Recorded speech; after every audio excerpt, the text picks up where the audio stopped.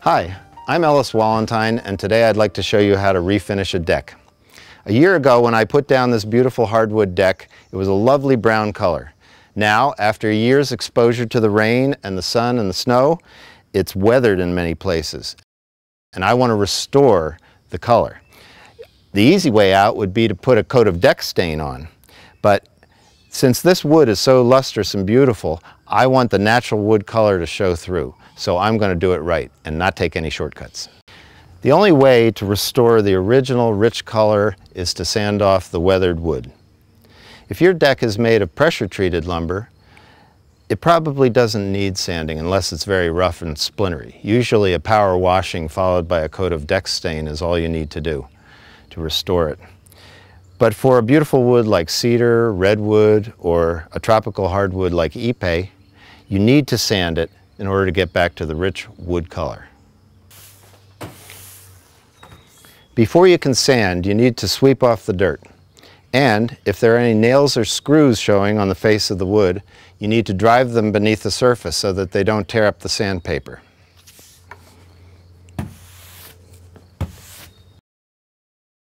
If your deck is rough or splintered, or if the boards are severely cupped, you'll have to rent a heavy-duty belt-style floor sander to do the job.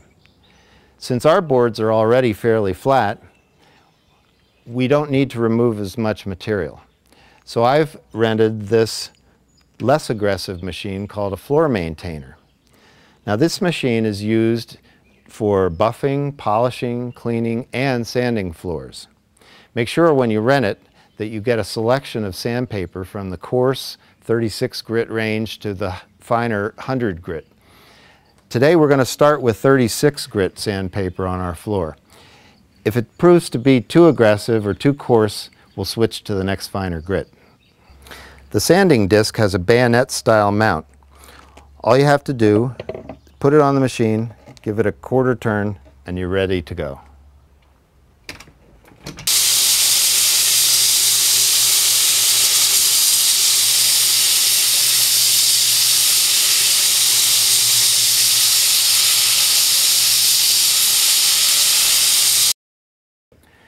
Now that I've finished sanding the deck and vacuuming up the dust, it's time to apply a finish. If you go to the paint store, you'll find a bewildering variety of deck finishes. Basically, there are 3 different types.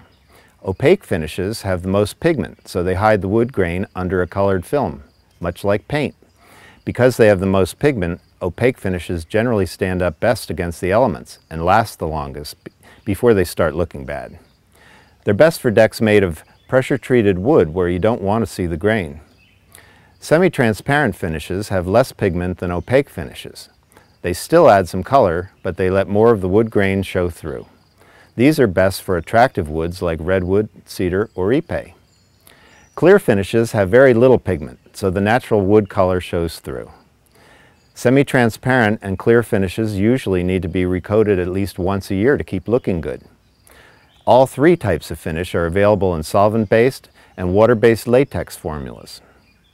I want to preserve the natural color of my ipe wood deck, so I've chosen a semi-transparent penetrating oil finish, especially formulated for dense hardwoods like ipe.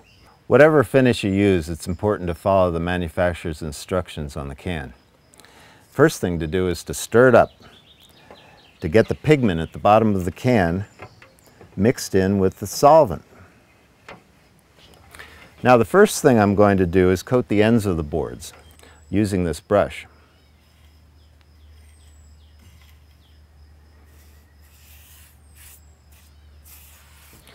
You can apply your finish with a brush, a roller, or a lamb's wool mop like this one.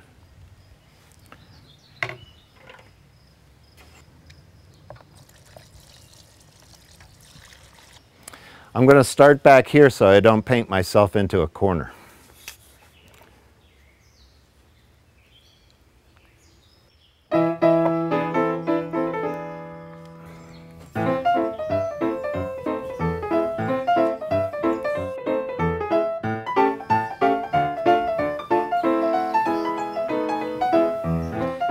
It's important to spread the finish out to make sure that you don't get any pooling, because if it puddles up, it'll never dry.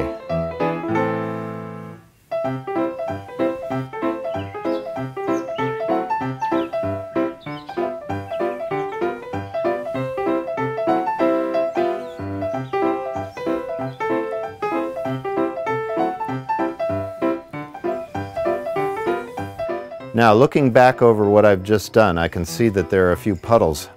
So I'm going to go back and brush them out.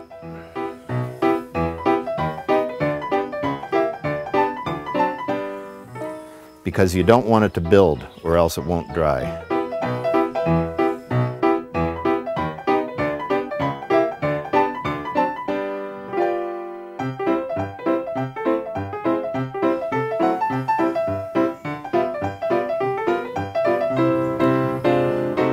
Now that I've finished the entire deck, I'm going back over it with a relatively dry mop so that I can get all the puddles up. And this evens out the finish so it's the same thickness everywhere.